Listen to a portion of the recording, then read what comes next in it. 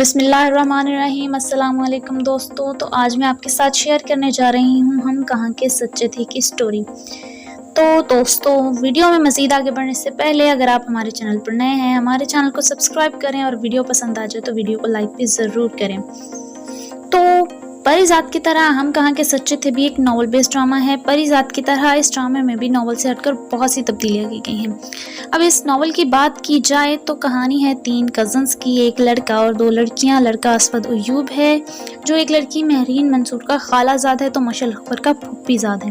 اسود اور مہرین بچپن کے دوست ہیں، لیکن اسود کے بیرون ملک پڑھائی کے لیے چلے جانے کے بعد یہ دوستی اچانک ختم ہو جاتی ہے اور مہرین کی جگہ لے لیتی ہے مشل اکبر، جو ایک چالاک اور منافق لڑکی ہے۔ وہ اسود کی اس طرح برین واشنگ کرتی ہے کہ مہرین کو ایک بدکردار لڑکی سمجھنے لگتا ہے۔ تو جناب دوسری طرف مشل صاحبہ ذہین و فطین مہرین کے ہر کارنامے پر اپنے نام کا لیبل لگا کر پیش کرتی ہے۔ اسود بیوقوف مشل کے حسن کا دیوانہ آنکھیں بند کیے اس کے ہر جھوٹ پر اعتبار کرتا رہتا ہے۔ مہرین جو اپنے کالج کے میگزین کی ایڈیٹر ہیں اور کئی دوسری سوسائٹیوں کی صدر بھی، وہ کسی کی پرواہ کیے بغیر آگے بڑھتی جاتی ہیں۔ اسی راہ میں اسے اسود ملتا ہے جو دل و جان سے مہرین پر فدا ہو جاتا ہے اور مہرین بھی اس سے محبت کرنے لگتی ہے، مگر مشل سے یہ سب کہاں برداشت ہونا تھا، تو اس نے اسود کو بھیجا باڑ میں اور پلے جھاڑ کر اسود کے پیچھے پڑ گئی۔ مشل اپنی مکاری سے اسود اور اسود دونوں پر ثابت کرتی ہے کہ مہرین بے وفا لڑکی ہے اور دونوں ہی اس کی بات کو مان جاتے ہیں۔ اب سوال یہ ہے کہ مہرین اسود کی بیوی کیسے بنتی ہے، تو اس سوال کا جواب ہے بلیک میلنگ امی کی۔ تو اسود امی کی بلیک میلنگ میں آ کر مہرین سے منگنی کر لیتا ہے۔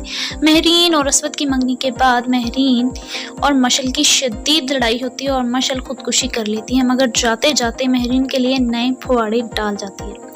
اسود مہرین سے منگنی توڑ دیتا ہے، مگر مرنے سے پہلے مشل کے لکھے گئے خط اسود کو موصول ہوتے ہیں، تو اسے اندازہ ہوتا ہے کہ مشل کی موت کی ذمہ دار مہرین ہی ہے۔ تو جناب حضرت پھر بدلہ لینے کے لیے مہرین سے شادی کر لیتے ہیں۔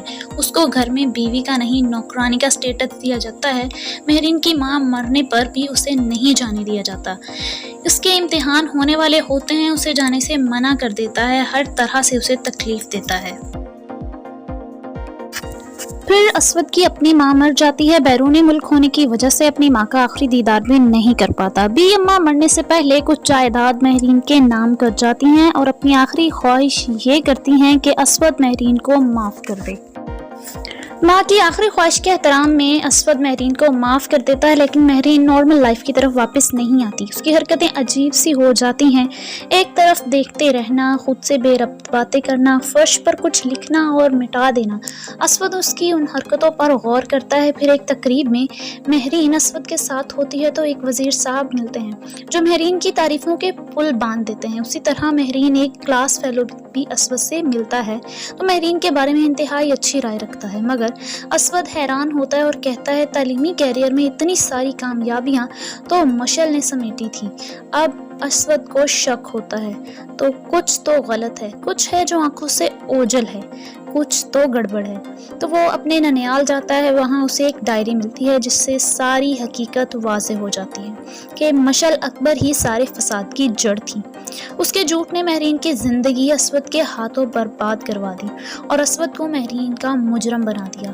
اسود اپنے گھر میں مہرین کی ڈائری تلاشنے کی کوشش کرتا ہے، اسے چند صفحے مل جاتے ہیں جن صفحوں پر چند بے ربط تحریریں موجود ہوتی ہیں، جن سے پتہ چلتا ہے کہ مہرین کا ذہنی توازن خراب ہو چکا ہے، مہرین اپنا ذہنی توازن کھو چکی ہے، وہ اپنی یادداشت کھو چکی ہے، نارمل زندگی سے دور ہو گئی ہے۔